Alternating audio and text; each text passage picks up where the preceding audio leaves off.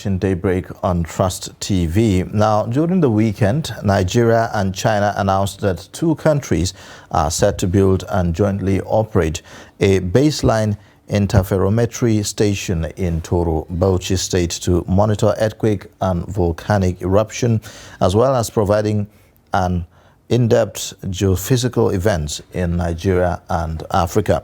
The project is the first of its kind in Nigeria and sub-Saharan Africa, and will also help Nigeria manage events as a result of climate change. To discuss this, we have in the studio Dr. Dodo Joseph Asabe.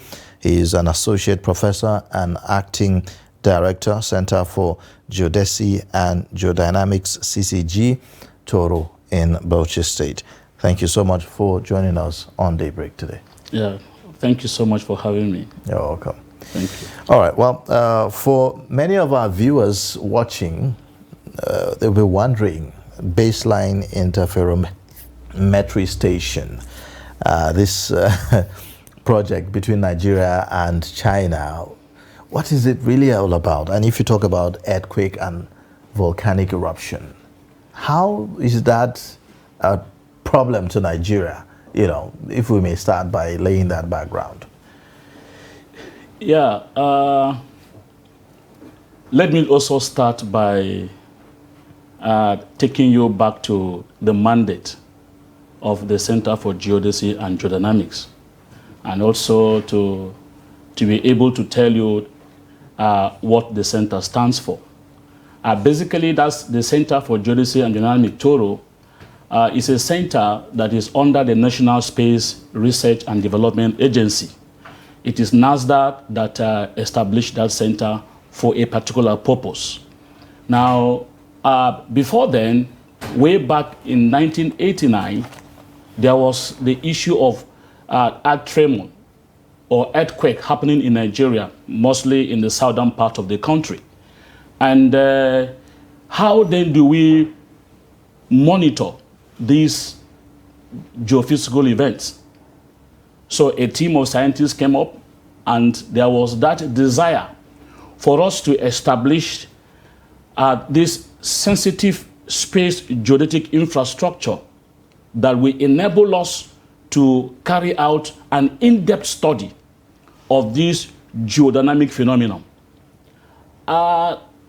It is in the process of that, in 1990 or thereabout, a team of scientists decided to carry out a study in Nigeria to be able to look at where is the most stable place that we have in this country, a place that has not undergone deformation, looking at geological time. And this team of scientists included geodesists, geologists. They went around the country. At the end of the exercise, Toro was identified as the most stable location that we have, as the most stable place we have in this country. And the research also showed that it's not just in this country alone, that Toro is the most stable platform or location we have in the sub-Saharan Africa.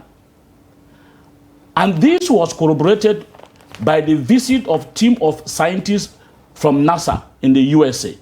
Now they confirm it that Toro is one of the most stable platforms within the African Craton. And we needed this stable platform so that we'll be able to set up this sensitive space geodetic equipment. Now, this sensitive space geodetic infrastructure includes the VLBI, which you just mentioned, which is the very long baseline interferometry. I'm going to come to that later. It also includes the Global Navigation Satellite System, which we call the GNSS or we call the GPS. Also, it includes what we call the Satellite Laser Ranging, SLR. These three infrastructure, they require you putting it up in a stable platform in an area that does not go through any kind of geodynamic processes or shaking, and Toro was identified to be the most qualified site. Toro's site was not chosen for one political reason or the other. So how critical is the location now to this infrastructure that you're yes, talking about? That's why I'm driving at now. Now, because it is one of the most stable platforms, and we need to set up this infrastructure and to be able to monitor other parts of the world that undergo deformation, that undergo some geodynamic processes. Right now in Toro, we've been able to set up for a couple of years now, running down to 10 years, we have the GPS in Toro. I would like you to note that the GPS we have in Toro is one of the infrastructure that we have set up. The NASDAQ set it up in Toro over 10 years ago, and it's an international station. And we receive data from the satellite. We track satellite data, we process the data. It enables us to monitor activities on the Earth's surface, to monitor where there is likelihood of earthquake. It helps us to monitor things like mining activities. It helps us to monitor things like subsidence. I'm going to go through all these things. Now, these are the mandates of the Center for Geodesy and Geodynamic Toro. Now, because of... Doctor, before you continue, when I listen to you, it sounds as if, yes, the center is in Toro in Nigeria, but it doesn't appear as if it's going to cater to Nigerians alone. I'm coming down. I'm just telling you the broader activities, what we do. Then I'm going to narrow it down to Nigeria, and I will tell you what we have done so far. It's just that we don't make the noise. You know, we as researchers, as scientists, we don't normally go out to make noise. We work on the ground, and we try to profile solution for, you know, for administrative, for management, and all of that. So I am just trying to tell you from the global perspective of what we do. Okay? Now, you will agree with me, some couple of years ago, to be precise, in 2016, we had an earthquake in Kwai. Kwai is in Kaduna State. And in 2018, we had earthquake here in Abuja, earth tremor in Abuja, whereby there was shaking in Abuja. And it is because of our activities we were able to determine from our space geodetic activities, from the GPS, and also from the seismic. We have seismic equipment, which I'm going to be talking about it shortly. It is from our seismic activities, from our results from the seismic work and the GPS, we integrated them, and we were able to determine the epicenter of this earthquake. And where is the epicenter? We determined that the epicenter is in Pape as I speak. That is the epicenter of the earthquake that shook Abuja, coming through Maitama, and permit me to say, even within the Aso Rock. I want to tell you that we are sitting on what we call a fault. So this center, if I get you right, is to measure earthquakes, right? Is to measure these things that could happen. So, like, for instance, you were able to determine that the earthquake, the tremor, this happened from Pape. Yes. Yes, at the time. Now, when you determine that, what next? Okay. Now, our activities goes beyond earthquake. But now, let me just come down to earthquake alone, since it is something that a lot of people are interested to hear. Now, you see, science, when we do science, it's not like any other thing that you see it physically, product that you see physically. Our work is a work that you don't see it as a product, like you manufacture a handset, you manufacture something, you see it physically. Now, going forward, having determined or discovered that this is the situation, as I speak to you now, the NASDAQ is already setting up monitoring infrastructure. In fact, after leaving this studio, I'm going to Pape, because we have already, the government has already given the mandate, and we're already establishing infrastructure to do what we call a real-time monitoring. Well, after monitoring, I'm coming. What happens? Now, after monitoring, what we do is that we provide what we call an early warning system. An early warning system is such that we don't need to wait until when there is a disaster. And then we begin to talk about relief material. So what we do, this earthquake, don't forget, is a natural phenomenon. You can't stop it. I can't stop earthquake from happening.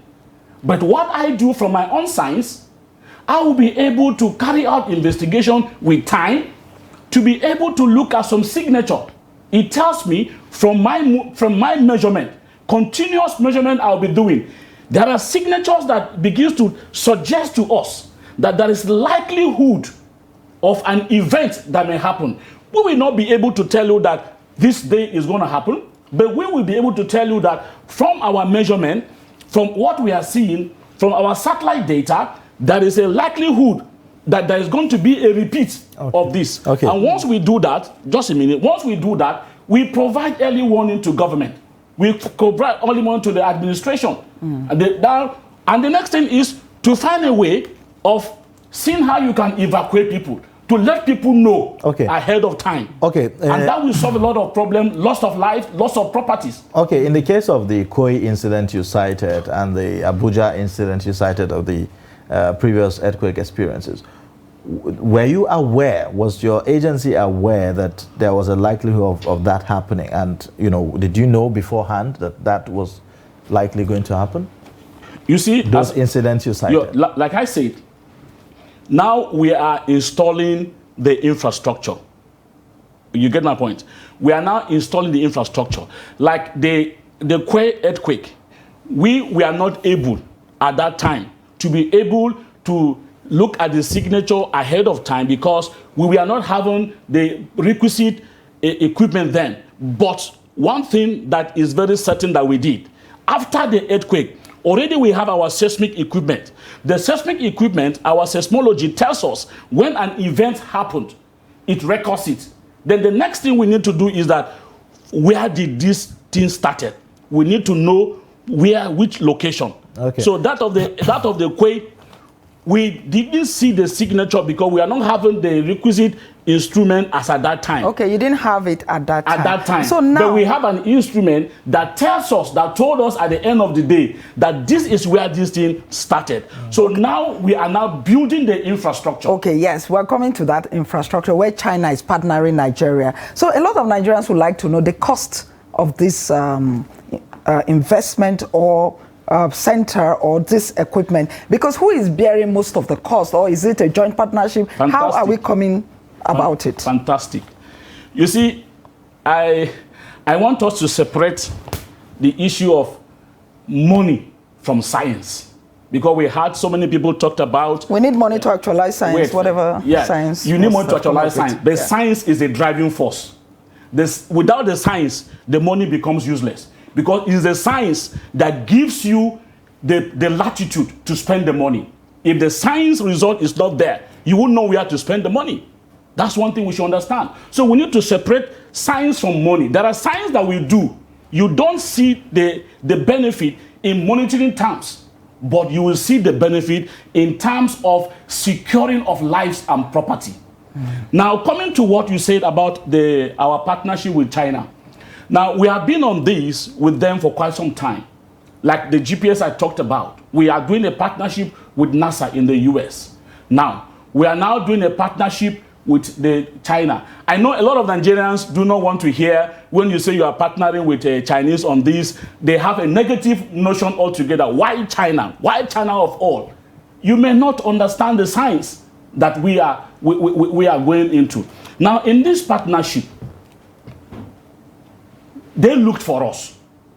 It is the Chinese, the Shanghai Astronomical Observatory that discovered us. They wrote to us, to the National Space Agency, that, hey, because we belong to what we call the Global Geodetic System it's an international body that the Space Agency, and by extension, the Center for Geodesy and Geodynamic Toro, by extension, we belong to.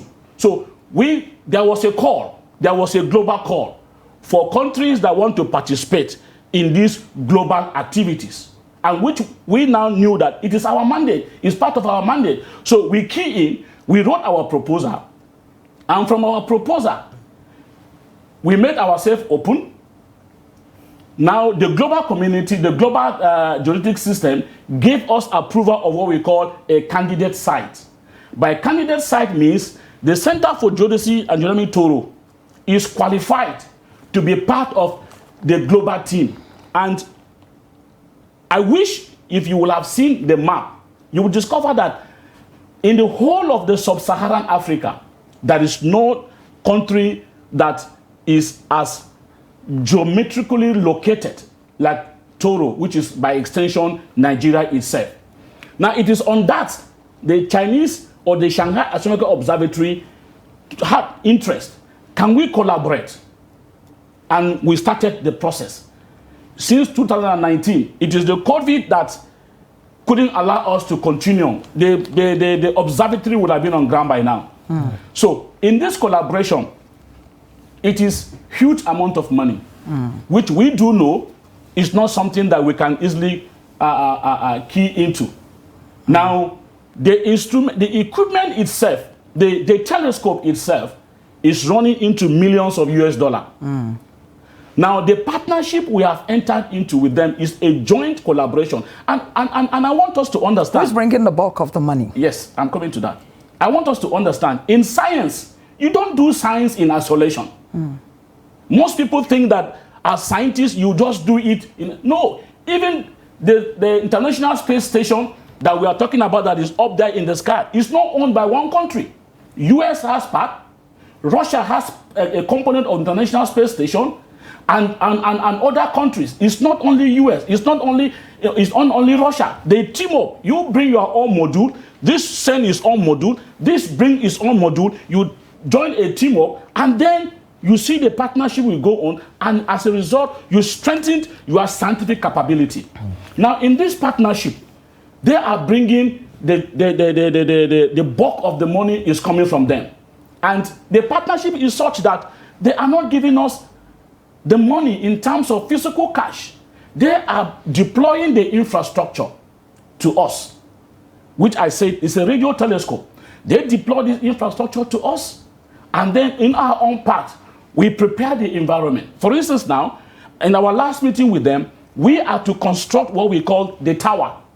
The tower is a 3-story... Are we providing the money for the construction of this tower? That is the Nigerian government? Yes. The Nigerian government, through the National Space Agency, NASDA, is to provide the money for the construction of the tower, and we are the one to build the tower. They are not building the tower for us.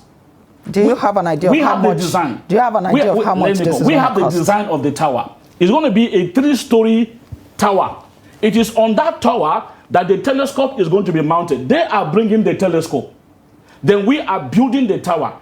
And at the end of the day, we are the one to man it. They are not coming to Nigeria to stay here and man the infrastructure for us. Okay, how is this baseline interferometry different from the existing infrastructure that you already have, the GPS and all? How is it different? Yeah, they play different role, but with the integration of the two, the product becomes much more better and excellent. Now, what we have on ground, we have the GPS, which is already functional, and then we have the seismic, which we are installing all over the country as I speak.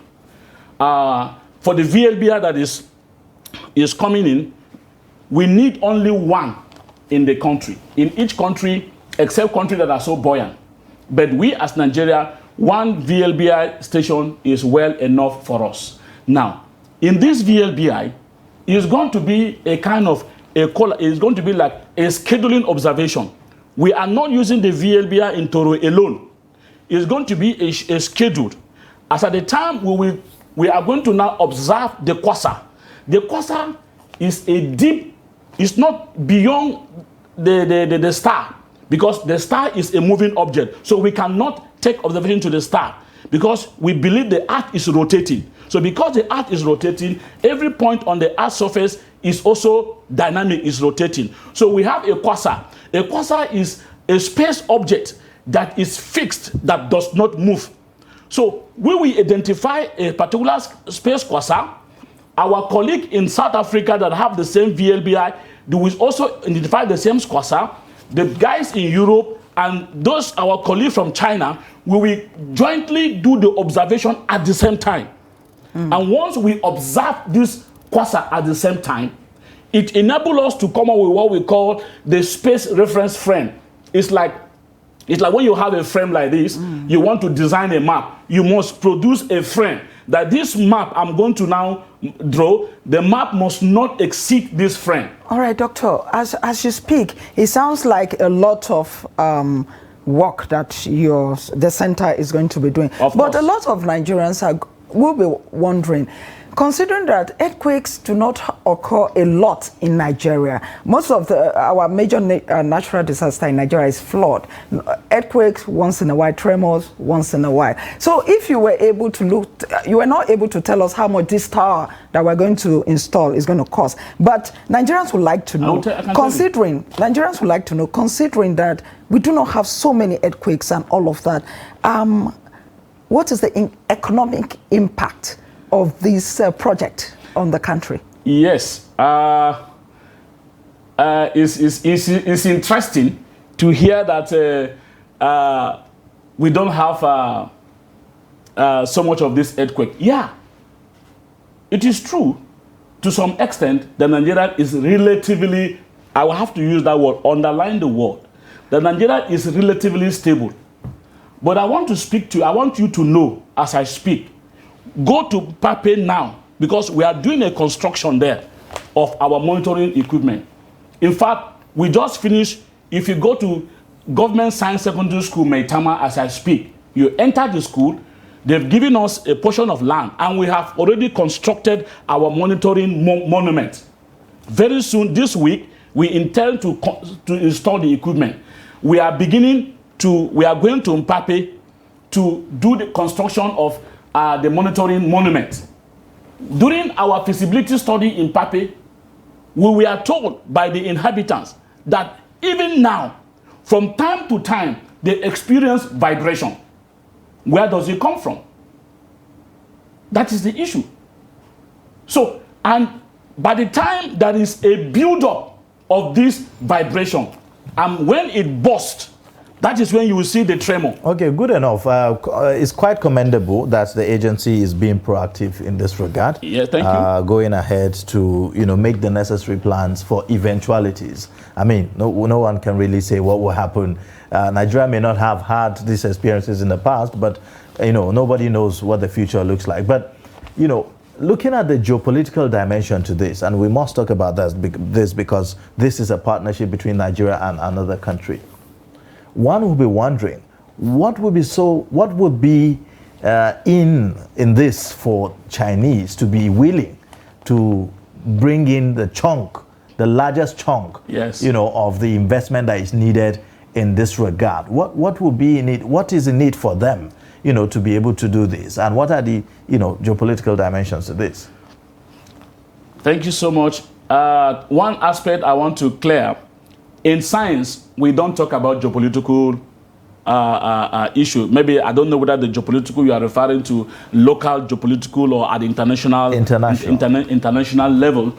In science, we don't consider anything geopolitical. When we are doing science, we are looking at how do we solve societal problem, irrespective of whichever continent you come from.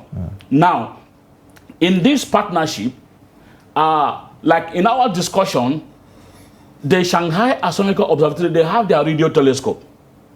But because of the fact that they have their technology has gone very far, and this VLBI requires you to put it in a place that is relatively quiet and silent, so that you can get the most benefit of the type of data you need in order to monitor your own environment. Now, they face that kind of challenges. So, most of the advanced countries, they face the challenge. I remember in 2014, my Director General and myself and my late director, we were in NASA on the same business on this VLBI. And one of the complaints they gave is that where their VLBI is located, because there is a lot of, it's like an air route whereby the aircraft always fly a flying zone. So the noise affects their data. So as a result, they do not be able, they don't use it much to monitor their own environment. And the same thing applicable to our colleagues in China. They are looking for partnership. We will join up. They use the data, we will use the data to be able to monitor their own activities within the South Asia. We will monitor activities not just only Nigeria, even within the sub-Saharan Africa. Don't forget, as I speak, in Africa, there has been some research has shown that Africa is breaking up. If you go to around Tanzania, okay, that's what we call the East African Rift. And there is research is showing that another continent is coming out from Africa. And the only equipment that we can use to ascertain that is this equipment that we are partnering with Chinese. So there's of mutual benefit here. It's a mutual benefit. And I want to let us know that the benefit on our own side, to me, is much more. Because aside from the geodynamic component, we'll use it for satellite tracking. The same equipment, we'll use it to track satellites. It enables us to know the position of the satellite as it flies over Nigeria. As you are seated here, a lot of satellites are flying over this country and getting information without you knowing. But with the VLBI and the configuration of it, which we have discussed with them, we need to configure it so that we also want to know which satellite is flying over Nigeria at any point in time T, depending on our own scheduling. All right. So these are the things we are doing. So the mutual benefit is much. The training component is there. It's going to bring a kind of a frontier of our scientists in Nigeria to be able to be trained on what we call space science. All right. Well, thank you so much. Very educative and informative, really, perspectives you brought into this discussion. Dr. Dodo Joseph Asabe, who is an associate professor and acting director, Center for Geodesy and Geodynamics, CCG Toro in Bauchi State. Thank you so much for joining us on Africa. Before I go, I just want us to know that at different fora, Mr. President has been talking about safe Nigeria, a safer Nigeria. And that is what the National Space Agency is already keen in. NASA has already keyed into what the desire of Mr. President, that Nigeria should be safe. And if Nigerians are to be safe, and Nigeria as a country must be safe. And if Nigeria is to be safe, the space science must be given the rightful position in terms of what we are trying to deploy. Right. So as I speak to you now, we are establishing 10 seismic stations in Nigeria. And in Abuja here, we have established one station, is already at the National Space Agency. We just did a monumentation of our station at Maitama, Government Science Secondary School in Maitama. We are constructing another monument at Mpape. And it's a network we are constructing. And we want to focus on the federal capital. And that is, we want the federal capital to be safe. All right, and that's why the NASDAQ is already key into this. Thank you so much. You want Nigeria to be safe, not just the federal capital. No, I want Nigeria to be safe. Yes. So that's why we even have our stations. Some people in other states will begin to feel, is this about the capital? I want you to know one thing. We are establishing a seismic station just for free. Let me give you information for free. Yes, but thank you. I mean, we've taken a lot. Thank you. Thank you so much, Dr. Joseph Dodo. Thank you. We look forward to having you again. Thank you for having me. Yes.